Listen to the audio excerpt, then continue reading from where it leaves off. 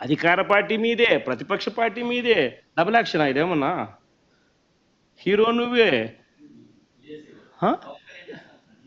అదే నేను చెప్పే స్వామి, రెండు పాత్రలు డబుల్ యాక్షన్. ఒక పక్క నువ్వే కొడతానంటే ఈ పక్క నేనే కొడతానంటే ఎట్లా కుదురుతుంది స్వామి? అది ఉండేది ఈరోజు అసెంబ్లీలో రెండు పార్టీలు ఉన్నాయి. వాళ్ళంతా కలిపి అధికార కూటమి. ఉన్నోళ్ళంతా ఆ పక్క ఉన్నారు. ప్రతిపక్షం ఉన్నది మా పార్టీ తప్ప వేరే ఏ పార్టీ ఉంది? వేరే ఏ పార్టీ లేదు. సో వేరే ఏ పార్టీ లేనప్పుడు ప్రతిపక్షం అనేది ఎవరికి ఇవ్వాలి? ప్రతిపక్ష పార్టీగా గుర్తింపు అనేది ఎవరికి ఇవ్వాలి? ప్రతిపక్ష పార్టీగా ఉన్న వాళ్ళకి ఇవ్వాలి.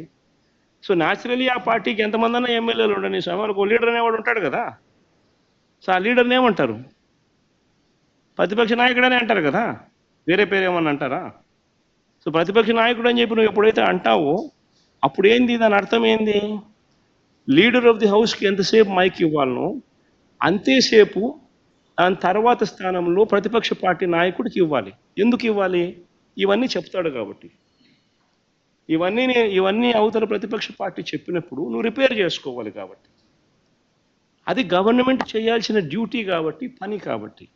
కానీ ఇక్కడ ఏం జరుగుతూ ఉంది?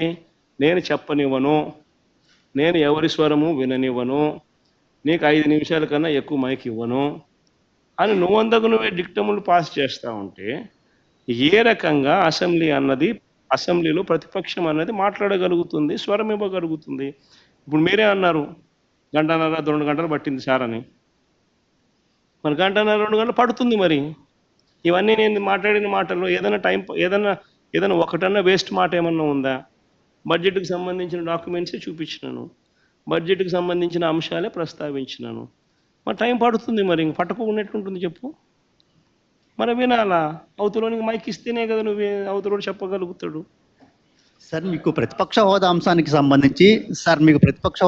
సంబంధించి పవన్ కళ్యాణ్ గారు ఒక కామెంట్ చేశారు. వైఎస్ఆర్ కాంగ్రెస్ పార్టీకి వచ్చినటువంటి ఓట్ల శాతాన్ని, సీట్ల శాతాన్ని బట్టి చూస్తే జర్మనీలో అయితేనే వస్తుంది, ఇక్కడ రాదు, ఇక్కడ 5 ఏళ్ళు రావడం కష్టం అని ఒక విమర్శ చేశారు. ఆ మనిషి కార్పొరేటర్కి ఎక్కువ, ఎమ్మెల్యేకి తక్కువ. జీవితకాలంలో ఇప్పుడు ఎమ్మెల్యే ఒకసారి అయినాడయ్యా.